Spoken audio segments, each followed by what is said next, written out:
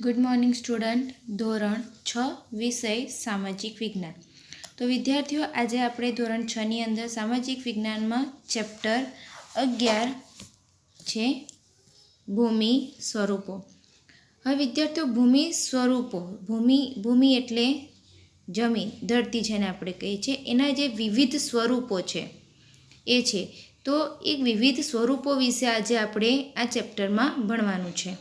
બરાબર છે. એટલે ભૂમિના કેટલા સ્વરૂપો છે, કેવા છે, કયા કયા છે અને તેનું મહત્ત્વ, એના વિશે આપણે ભણવાનું છે. તો ભૂમિ સ્વરૂપો. તો સમુદ્રની સપાટી, અહીંયા તમને આ જોવાય છે, આ ચિત્ર જો તમારી ચોપડી, કે સમુદ્રની સપાટીથી જુદી જુદી ઊંચાઈએ આવેલા વિશિષ્ટ આકાર અને ઢોળાવોવાળું જે આ ભૂપૃષ્ઠ ધરાવતો જે ભાગ છે એને શું કહેવાય છે? ભૂમિ સ્વરૂપ.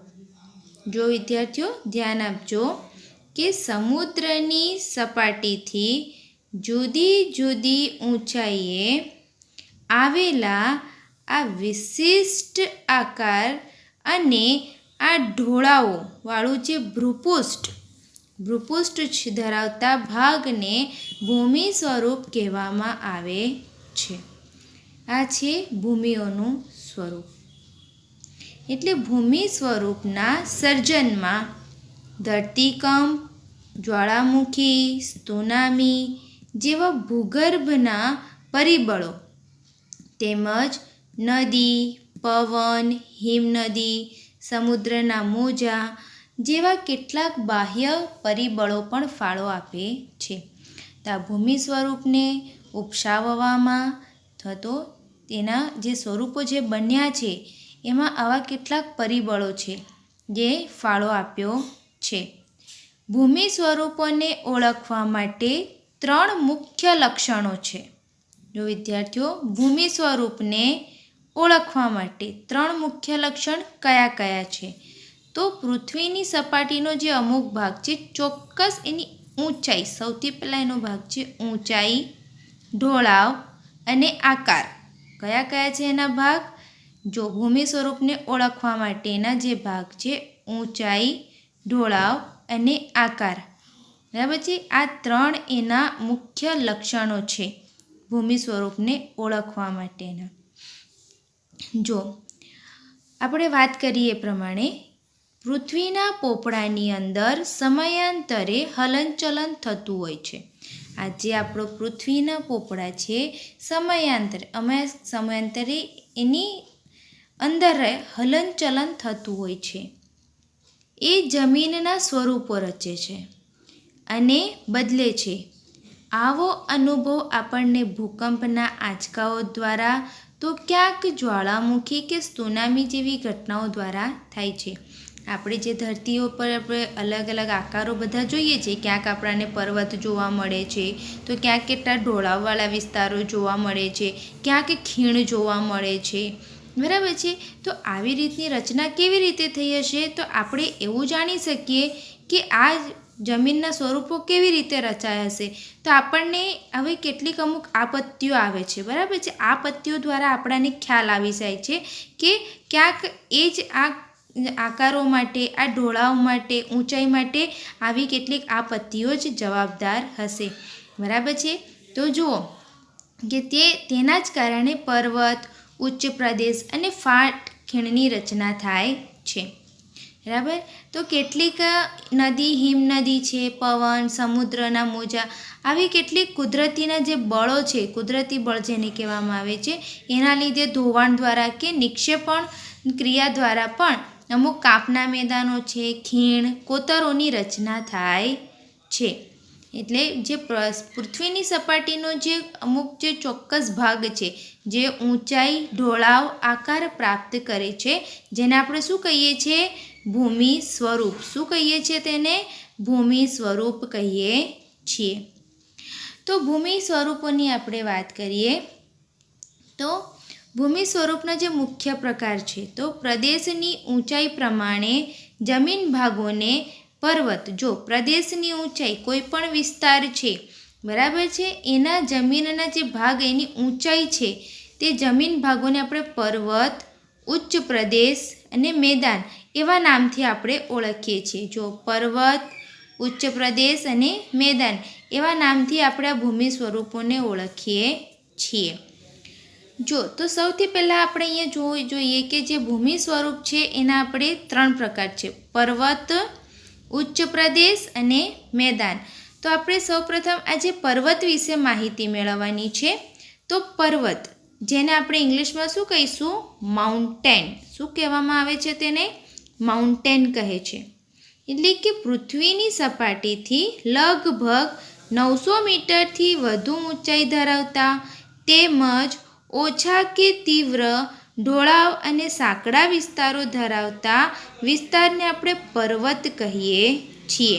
ને જુઓ વિદ્યાર્થીઓ કે અહીંયા પૃથ્વીની સપાટીથી, એટલે આ પૃથ્વીની સપાટી છે એનાથી 900 કિલોમીટરથી વધુ ઊંચાઈએ, બરાબર, એમાં તીવ્ર અમુક આપણે પર્વતો જે તેની ઢોળાવ જે છે, બરાબર છે, એ ઢોળાવ તીવ્ર હોય. અમુક સાંકડા એવા શિખરો, આ રીતના જે શિખરો રચાય છે એ કેવા હોય? સાંકડા હોય. તો આ રીતની જે રચના થાય છે એ વિસ્તારને શું કહીએ છીએ? પર્વત કહીએ છીએ.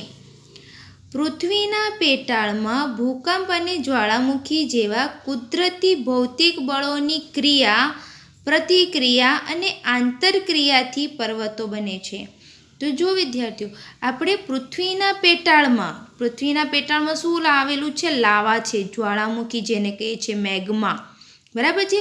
અમુક વખતે એ મેઘમાં એટલો બધો સક્રિય થઈ જાય છે કે અમુક વખત તેમાંથી જે વાયુ, કુદરતી વાયુ ઉત્પન્ન થાય છે એ વાયુને ત્યાંથી નીકળવાની જગ્યા મળતી નથી. એટલે કે આવા જે તે ભૂકંપ દ્વારા, અમુક વખત આવી જ્વાળામુખી ફાટવાથી કેટલાક આવા પર્વતો પણ રચાય છે. એટલે કે આવી ભૂકંપ અને જ્વાળામુખી જેવી જે કુદરતી આપત્તિઓ છે, એટલે કુદરતી જે ભૌતિક બળો છે, એના બળ લાગે છે નીચેના પૃથ્વીના પેટાળમાંથી, શું થાય છે? બળ દ્વારા એ ઉપર આવવાનો પ્રયાસ કરે છે. એટલે ક્યાંક તો તેની ક્રિયા, પ્રતિક્રિયા અને આંતરક્રિયા, એના અંદર રહેલી જે ક્રિયાઓ છે એના દ્વારા શું બને છે? પર્વત બને છે. અને પર્વતોના ઉદ્ભવ અને વિકાસમાં એકથી વધુ ક્રિયાઓ અને બળોની અસર જોવા મળે છે. તેથી પર્વતો તેના વિવિધ પાસાઓના સંદર્ભમાં એકબીજાથી અલગ જોવા મળે છે. એટલે કે ઘણી વખત આ જે ભૂકંપ, જ્વાળામુખી, આવી જે ભૌતિક બળોવાળી જે ક્રિયાઓ થાય છે, બરાબર છે, આવી ક્રિયાઓના બળની અસરો આપણાને અલગ જોવા મળે છે. એટલે કે ક્યાંક તો એકથી વધારે પ્રમાણમાં પણ આવી અસરો જોવા મળે છે કે જેના દ્વારા આપણાને વિવિધ પર્વતો તો પણ જોવા મળે છે. દાખલા તરીકે જુઓ, એના દ્વારા આપણે જો પર્વતોનું વર્ગીકરણ કરીએ તો નિર્માણ ક્રિયાના આધારે પર્વતોના 4 વિભાગમાં વહેંચવામાં આવે છે. કેટલા વિભાગમાં? જે પર્વતોનું નિર્માણ થયું છે તેના આધારે એને 4 વિભાગમાં વહેંચવામાં આવે છે. પહેલું છે ગેડ પર્વત. કયું છે? ગેડ પર્વત. બીજું છે ખંડ પર્વત. ત્રીજું છે જ્વાળામુખી પર્વત અને ચોથું છે અવશિષ્ટ પર્વત. જો વિદ્યાર્થીઓ, આપણે પર્વત એટલે કે જે આપણે માહિતી મેળવી કે સમુદ્રની સપાટીથી 900 કિલોમીટર કે 900 મીટર કે તેથી વધુ ઊંચાઈ ધરાવતા એવા જે અમુક ઓછા કે તીવ્ર ઢોળાવવાળા અને સાંકડા જે શિખરોવાળો ભાગ છે જેને આપણે પર્વત કહીએ છીએ. અહીં તમને જોઈ શકાય છે, બરાબર. આ વિસ્તારને આપણે શું કહીએ છીએ? પર્વત કહીએ છીએ. આ જે વિસ્તાર છે ને, આને શું કહીશું આપણે? આ પર્વત, બરાબર. અમુક ઢોળાવ પણ આવેલા હોય છે, સાંકડા શિખરો આવેલા હોય છે. આ શું છે? પર્વત છે. હવે આ પર્વત કેવી રીતે, તેનો ઉદ્ભવ કેવી રીતે થાય છે, તેનો વિકાસ કેવી રીતે થાય છે? તો એની અંદર પૃથ્વીના પેટાળમાં કેટલી ભૂકંપ અને જ્વાળામુખી જેવી કેટલીક કુદરતી અને ભૌતિક બળની ક્રિયા દ્વારા નીચેથી જે કુદરતી બળ લાગે છે, બરાબર છે, બળ આપણને જે ક્રિયા થઈ છે અને તેની જે પ્રતિક્રિયા રૂપે તે જે જમીનનો ભાગ જે ઉપસી આવે છે, ઉપરની તરફ જે ઉપસી આવે છે, એની આંતરક્રિયાઓથી પણ ઘણી વખત એની ક્રિયા, પ્રતિક્રિયા, તેની આંતરક્રિયા દ્વારા પણ આટલા જમીન ઉપરના જે ભાગ ઉપસી આવ્યા છે તેનાથી આ પર્વતોનો ઉદ્ભવ અને વિકાસ થયો છે. હવે પર્વતોના ઉદ્ભવ અને વિકાસમાં ઘણી વખત એકથી વધુ ક્રિયા પણ હોય અને બળની અસર જોવા મળે છે. તેથી પર્વતોના વિવિધ પાસાઓના સંદર્ભમાં તે એકબીજાથી અલગ પડે છે. તો જો પર્વતોનું આપણે વર્ગીકરણ કરીએ એટલે કે એની જે નિર્માણ ક્રિયાના આધારે પર્વતોનું જે નિર્માણ થયું છે એના આધારે પર્વતોને 4 વિભાગમાં વહેંચવામાં આવે છે. એક છે ગેડ પર્વત, બીજું છે ખંડ પર્વત, જ્વાળામુખી પર્વત અને અવશિષ્ટ પર્વત. તો સૌથી પહેલાં તો આપણે જે ગેડ પર્વતની વાત કરીએ. ગેડ પર્વત એટલે ફોલ્ડ માઉન્ટેન, જેને શું કહેવાય છે? Fold mountain. એટલે મોટાભાગે સમુદ્ર તળિયાના પ્રદેશો કે જળાશયોના તળિયે મોટેભાગે સમુદ્ર તળિયાના પ્રદેશો કે જળાશયોના તળિયે એકત્ર થયેલા નિક્ષેપના બંને બાજુએથી દબાણ આવતા કરચલીઓ કે ગેડ પડે છે. જો અહીંયા આગળ શોર્ટમાં આપણે કહીએ તો સમુદ્રના મોજા, બરાબર છે? સમુદ્રના મોજા જેવો જે આકાર, સમુદ્રના મોજા જેવો આકાર એટલે વધુ ઊંચાઈ ધરાવતા પર્વતને, હવે આને સમુદ્રના આકાર જેવો જે આકાર પડે છે એની અંદર જે આ ભાગ છે, બરાબર, આવાળા જે ભાગ છે એને શું કહીએ છીએ? ગેડ પર્વત કહીએ છીએ. શું કહીએ છીએ? ગેડ પર્વત. એટલે તેના ઉર્ધ્વ વળાંકને આપણે શિખર તરીકે, એના જે ઉર્ધ્વ વળાંક છે, બરાબર, આને શું કહીએ છીએ? શિખર તરીકે. અને આ જે અધો વળાંક છે તો વળાંક એને શું કહીએ છીએ? ખીણ કે તળેટી સ્વરૂપે આપણે જોઈ શકીએ છીએ. તો હવે ગેડ પર્વત આપણાને ક્યાં જોવા મળે? તો એશિયાના હિમાલય. જો આપણે હિમાલયનો પર્વત જોઈએ તો હિમાલયનો પર્વત આપણાને આ ગેડ પર્વત, હિમાલયના પર્વતનો પ્રકાર કયો છે? ગેડ પર્વત. પછી યુરોપમાં આલ્પ્સ, ઉત્તર અમેરિકામાં રોકીઝ, દક્ષિણ અમેરિકામાં એન્ડીઝ એ દુનિયાના મુખ્ય ગેડ પર્વત છે.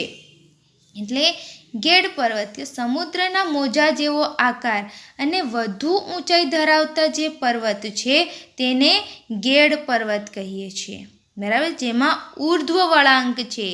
અને ઉર્ધ્વ વળાંક, ઉપરનો જે આ વળાંક છે એને ઉર્ધ્વ વળાંક, બરાબર, અને અધો વળાંક, આ નીચેનો જે આ વળાંક છે જેને અધો વળાંક, કે જે ખીણ અને તળેટી સ્વરૂપે આપણે જોઈ શકીએ છીએ. ઉપરના ભાગને આપણે શિખર અને નીચેના ભાગને આપણે ખીણ કે તળેટી સ્વરૂપે જોઈ શકીએ છીએ. આ રીતના જે પર્વતો હોય છે તેને ગેડ પર્વત કહે છે. અને આવા જે ગેડ પર્વતો છે તે ક્યાં ક્યાં આવેલા છે? તો એશિયામાં હિમાલય,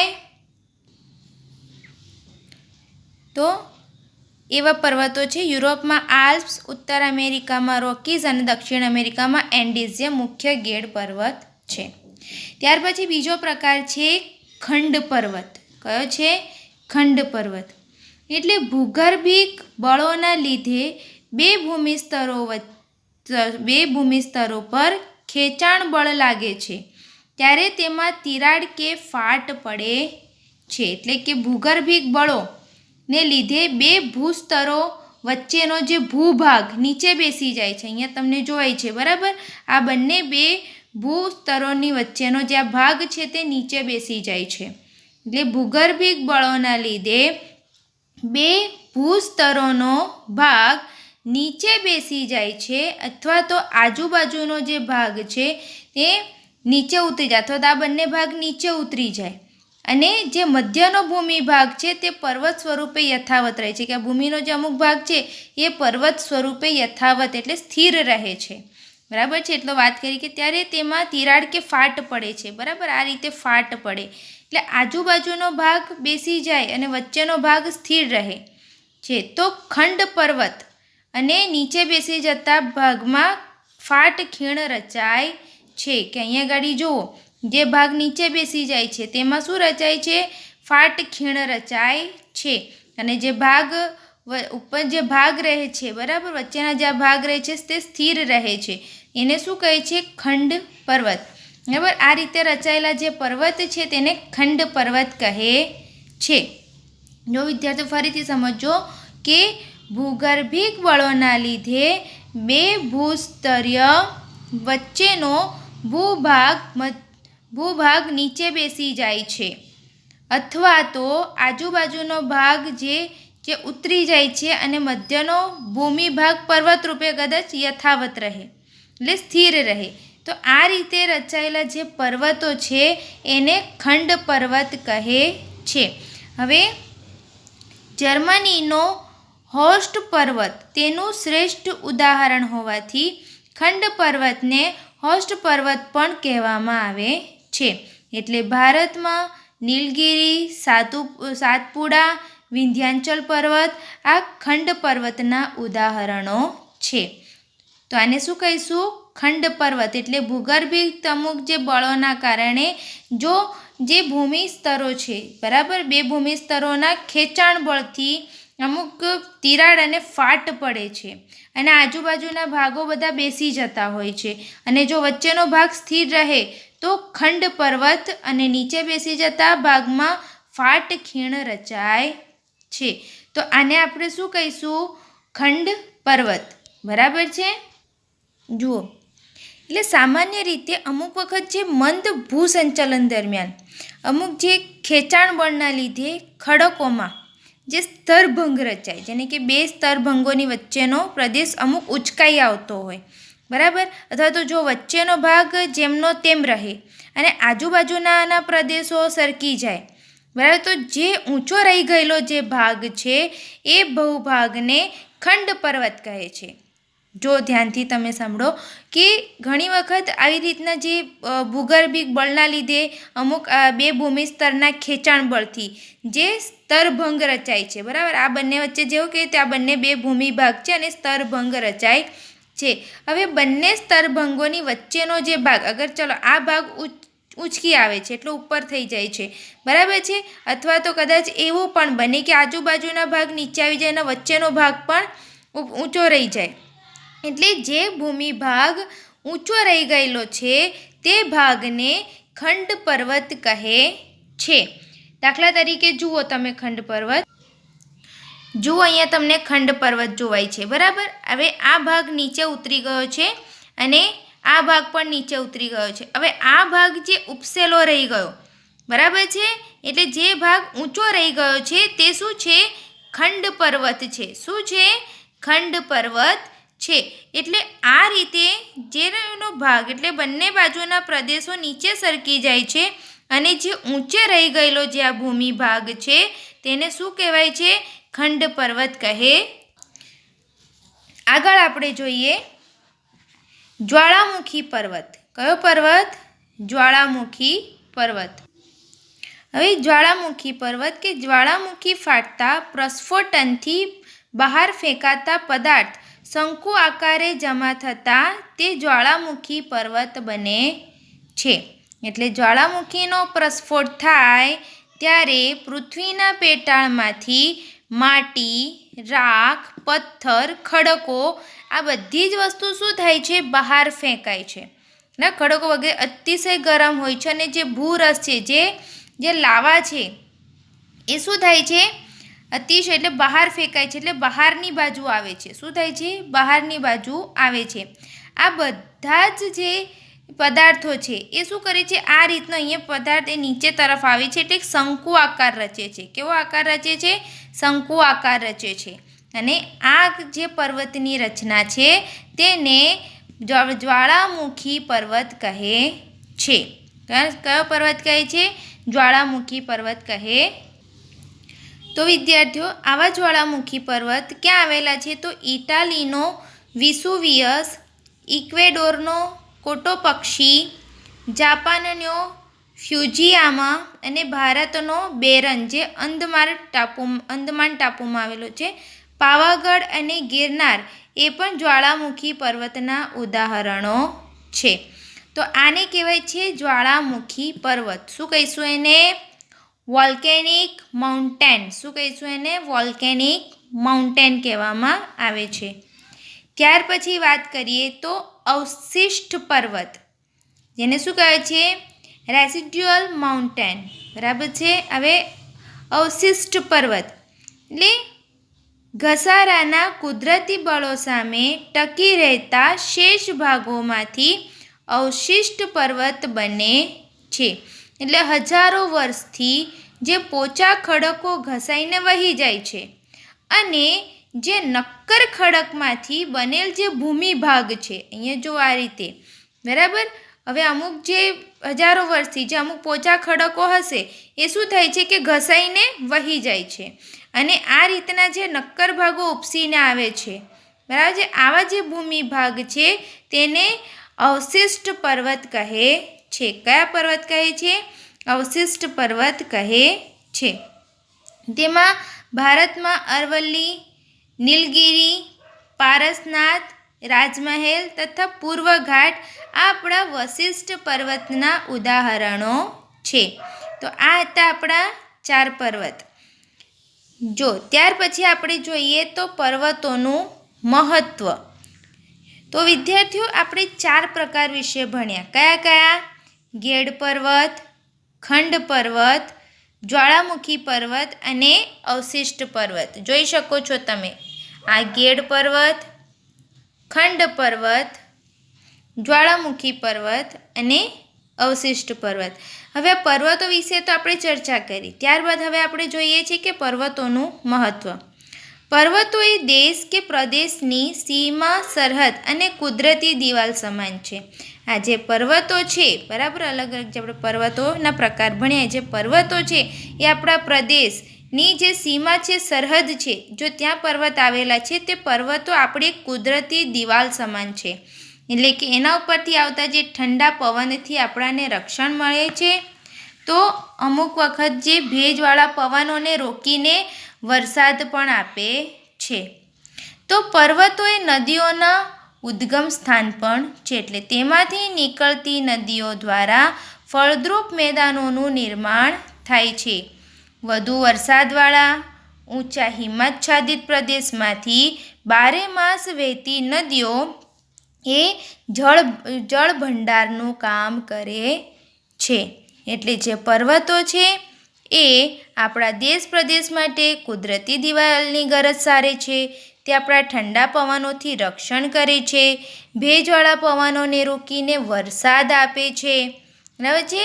અને પર્વતો એ નદીઓના ઉદ્ગમ સ્થાન છે. તે આપણા જંગલ સંપત્તિ, ખનિજ સંપત્તિ, પ્રાણી સંપત્તિઓના ભંડારો પણ છે. અહીંયા જો તે આપણાને જો અમુક પ્રદેશો છે જેમાં 12 માસ વહેતી નદીઓ આપણાને મળે છે કે જેમાંથી આપણે જળ વિદ્યુત ઉત્પન્ન કરી શકીએ છીએ. એટલે આપણે જળ વિદ્યુત ઉત્પન્ન કરવા માટે ખૂબ જ જરૂરી છે. આ ઉપરાંત પર્વતો એ આપણા જંગલ સંપત્તિ, ખનિજ સંપત્તિ, પ્રાણી સંપત્તિના ભંડાર છે. અને પ્રવાસન ઉદ્યોગ, ચલચિત્ર ઉદ્યોગ તથા પર્વતારોહકો માટે પર્વતો તો આશીર્વાદરૂપ છે. એટલે વિશ્વની કુલ વસ્તીના 10મા ભાગની વસ્તી માટે આ રહેઠાણનું પણ સ્થાન છે. તેનું શ્રેષ્ઠ ઉદાહરણ છે મેક્સિકો અને બગોટા, કે જ્યાં લોકો ત્યાં રહેઠાણનું સ્થાન હોય ત્યાં લોકો રહે છે. જો અહીંયા કેટલુંક જાણવા જેવી વાત આપી છે કે જે આપણાને અમુક પર્વતોના વિસ્તાર ઉપર રહેનાર છે તે એ વિકસિત વિસ્તાર જ્યાં પર્વતો પર વિકસેલો છે એ કયા દેશમાં આવેલો છે અને કેટલી ઊંચાઈએ છે. તો મેક્સિકો 2300 મીટર ઊંચાઈ, ક્વિટો જે ઇક્વેડોર દેશમાં છે તેની ઊંચાઈ છે 2386 મીટર, બગોટા જે કોલંબિયામાં આવેલો છે અને જેની ઊંચાઈ છે 2625 મીટર, લેહ જે ભારતની અંદર આવેલો છે પર્વતીય વિસ્તાર એટલો ઊંચો છે કે ઘણી વખત તમને પણ વાંચવામાં ભણવામાં આવ્યું પણ હશે. એ લેહ વિસ્તારની અંદર પણ એટલી બધી સુવિધા, આ બધી વિસ્તારોમાં હવે તો વિકસિત વિસ્તાર બની ચૂકેલા છે. જેમાં લેહ વિસ્તાર છે આપણે જમ્મુ કાશ્મીરની અંદર લદ્દાખમાં આવેલો લેહ વિસ્તાર ભારતની અંદર 3500 મીટરની ઊંચાઈએ છે. લાસા તિબેટ એટલે ચીનમાં આવેલું છે જે 3520 મીટરની ઊંચાઈ છે. લાપાઝ જે બોલિવિયામાં આવેલું છે જેની ઊંચાઈ 3640 મીટરે છે. તો વિદ્યાર્થીઓ પર્વતો જે રચાયેલા છે આ પર્વતોના પણ આપણે ફાયદા અને તેનો કેટલોક ફાળો રહેલો છે એ વિશે પણ આપણે જોયું. તો વિદ્યાર્થીઓ હવે પછી આપણે આવા કેટલાક આપણે જે ભૂમિ સ્વરૂપ છે એમાં આપણે ઉચ્ચ પ્રદેશ વિશે ભણીશું. તો તમારે પર્વત વિશે જે આપણે માહિતી મેળવી એ તમારી પુસ્તકમાં પણ આપેલું છે, તો એનું વાંચન તમારે કરવાનું રહેશે.